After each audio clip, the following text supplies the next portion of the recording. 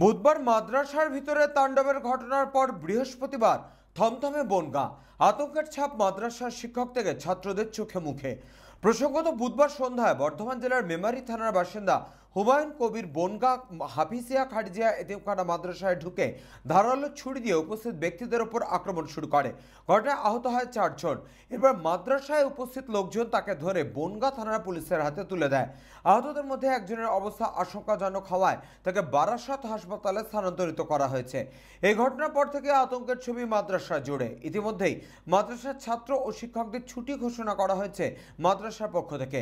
বনগাঁ জেলা পুলিশের পক্ষ থেকে মাদ্রাসার সামনে পুলিশের নিরাপত্তার জন্য পুলিশ মোতায়েন করা হয়েছে। মাদ্রাসা কমিটির পক্ষ থেকে দোষী হুমায়ুন কবিরের দৃষ্টান্তমূলক শাস্তির দাবি জানিয়েছে। ঘটনার তদন্ত চালাচ্ছে বনগাঁ ও মেমারি থানার পুলিশ। বৃহস্পতিবার ধৃত হুমায়ুন কবিরকে বনগাঁ মহকুমা আদালতে তোলা হবে। ঘটনার পর কতটা আতঙ্কিত? আসলে কালকে যে ঘটনাটা হয়েছে এটা তো অত্যন্ত অ্যাক্সিডেন্টাল। এটা আমাদের এসপি সাহেবও সেটাই বলেছেন। আর ইতিমধ্যে এরকম ঘটনা আমাদের বনগাঁ এই মাদ্রাসায় কোনোদিন ঘটেনি, আর আমরা দেখিনি। এটা সত্যি অত্যন্ত দুর্ভাগ্যজনক, আর আমরা সবাই এটা নিয়ে আতঙ্কিত। এবং আগামীতে যাতে এরকম না হয় প্রশাসনের তরফ থেকে আমাদের আশ্বাস দিয়েছে।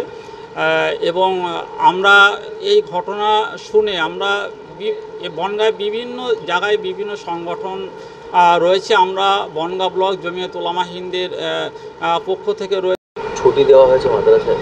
এই মুহূর্তে দাঁড়িয়ে ছুটি বলতে এখন ছেলেরা, বাচ্চারা, ছাত্ররা সব আতঙ্কে রয়েছে, গার্জেনরাও আতঙ্কে। এই আতঙ্কে অবস্থায় ছাত্রদের রাখা সম্ভব নয়, তার জন্য আমরা ছুটি ঘোষণা করেছি। আর সামনে কোরবানি ঈদ, সেটিকে লক্ষ্য করে ব্যাপারটা আসলে আমাদের প্রশাসন যথেষ্ট আমাদের দেখছে, নিরাপত্তা দিচ্ছেন, এ নিয়ে সমস্যা নেই। তাহলেও একটা আতঙ্কের ভিতরে মানুষ আছে। আশঙ্কা এরকম ঘটনা আমাদের কোনো সময় ঘটেনি, তো তার জন্য আমরা ছুটি ঘোষণা করেছি। আগামীতে এই ধরনের ঘটনা যাতে না ঘটে তার জন্য কি কোনো মাদ্রাসা থেকে কোনো ব্যবস্থা নেওয়া? হ্যাঁ, তার জন্য আমরা অবশ্যই ব্যবস্থা নেব। আমাদের মূল মাতা ফুরফুরা শরীফের পীরজাদা শাহবান সিদ্দিকী উনি কালকে রাতে এসেছিলেন।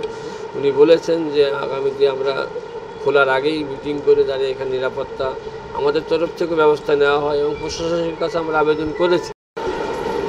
হ্যাঁ, পুরো রাত থেকে যাই কতটা আতঙ্ক? খুবই আতঙ্কের মধ্যে আছি যে এ ধরনের ঘটনা কখনোই ঘটেনি বনগাঁর বুকে।